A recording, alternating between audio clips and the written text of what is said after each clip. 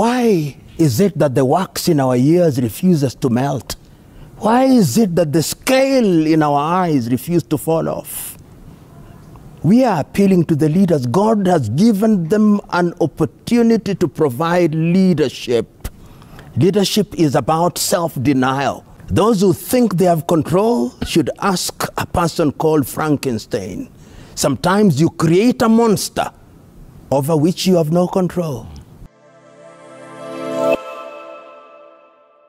Let me use this occasion to share with my audience that mass action is an instrument that was used effectively by Martin Luther King Jr. during the civil rights movement. And Luther King said that any responsible leadership that wants to engage in mass action must satisfy 4 tests. Number 1, they must demonstrate that they have a grievance and they do not want to use mass action to cause confusion and for the purpose of revenge. Number 2, that they must demonstrate that they have exhausted all methods of engaging government, including negotiations and petitions.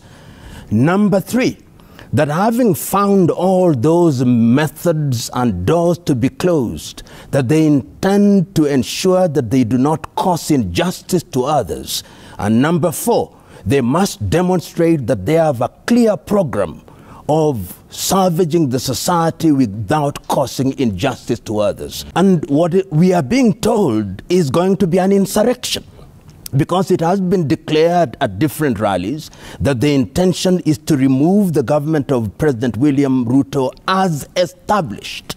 It has been said that that government is illegitimate and that what is going to happen on Monday the 20th is a date with destiny. In other words, that 1 million supporters of Azimio will move into State House and remove President William Ruto and install Raila Amolo Odinga as the President of the Republic of Kenya. If that is not a recipe for chaos and bloodbath, tell me what the recipe is. Yeah. And I see people taking it very lightly. Yeah. It is not light. Lives will be lost. Ruto has his supporters. Raila has his supporters. And it will take a simple mistake and a simple misstep, and this country can burn. And can burn. And those who are now tweeting and saying all manner of things will burn in it. Their children will burn in it, and it will take generations to bring this country together again, if we are to bring it again. Responsible leadership now has a duty, a patriotic duty, to step back and say, what is bigger, the country or my interest? The country or my desire to be president? The country or the institution? This is what we are asking. We are simply saying, you may not have liked the Supreme Court decision, but we accepted that we must have a system of determination of grievances which has finality to it. And what we are asking Kenya, reflect. Don't be consumed by passion. Don't be consumed by anger. Reflect and ask, after the 20th, what? After the 20th, what? Yeah. You know what, Prof, 16 years ago we did this. Kenya was on the edge of the abyss. And we looked over the edge and we didn't like what we saw. Look at this, 16 years later, we haven't learned anything? The same thing? History has not taught us. Do we think we are immune from chaos? Do we think we have a pact with God that we can behave whichever way we want? Do we think that political bad manners is going to lead us where we want? The international community was here and they saved us from the precipice. Why is it that the wax in our ears refuses to melt?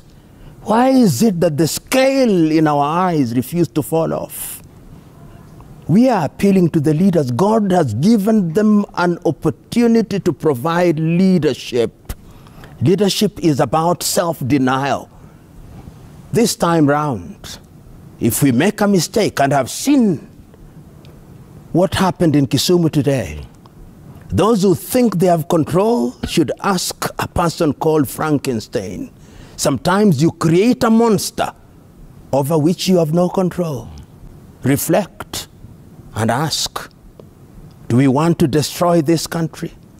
Do we want it recorded that we are the ones who destroyed this country? We are simply asking, not for a handshake, we are simply asking responsible leadership. One of my greatest disappointments in this country, when there is a crisis and I hear Raila Amolo Odinga saying cost of living is high, I agree with him totally. I hear him saying that certain appointments could have been made better. I agree with him completely. Has Parliament, and Azimio has parliamentarians, not a single parliamentarian has come and said, we want an emergency discussion on the state of this economy. We have 47 governors, not one of them, they are meeting in Migori today as I speak, not one of them has said there is a crisis in our country. Not a single women's representative, not a single MCA. Why did we elect them? Why have we chosen the forum of political rallies? If you listen to some of the things that are being said in those political rallies, how people are being insulted, even sanitization of our language has disappeared. What kind of a country do we want to build? What role models are we? We are saying, please, let us come together as a people and say mistakes may have been made, but together we can resolve them. This is what patriotism is all about. Patriotism is not about singing the national anthem or reciting mottos and all. It's about sacrificing for the country, sacrificing personal interest for this generation and generations yet to be born. The country is not doing well. When your country is not doing well, you sit together, you have a bipartisan approach to issues. You sit together, you forget Kenya Kwanza, you forget Azimio, you say, we are now Kenyans dealing with the Kenyan economy. That is what I would want to see. Yeah. That is what every patriotic Kenyan would want to see. You would want to see the reduction of wastage. You'd want to see the battle against corruption and misuse of public funds. That is what we want. I would have loved to see Raila Amolo Odinga, who is an elder individual in the political arena, reaching out to William Ruto and say, William, you know, we have worked together. We were together when we were making the Constitution in 2002, you remember? We were together in 2007 and 2008 on the same political side. We may have differed, William, but the nation is greater than all of us. William, I am not happy that I lost to you, but that notwithstanding, I'm bigger than political office. Kenya is what resides in my heart and my mind. If Raila were to do that, let me tell you, history will remember him very fondly.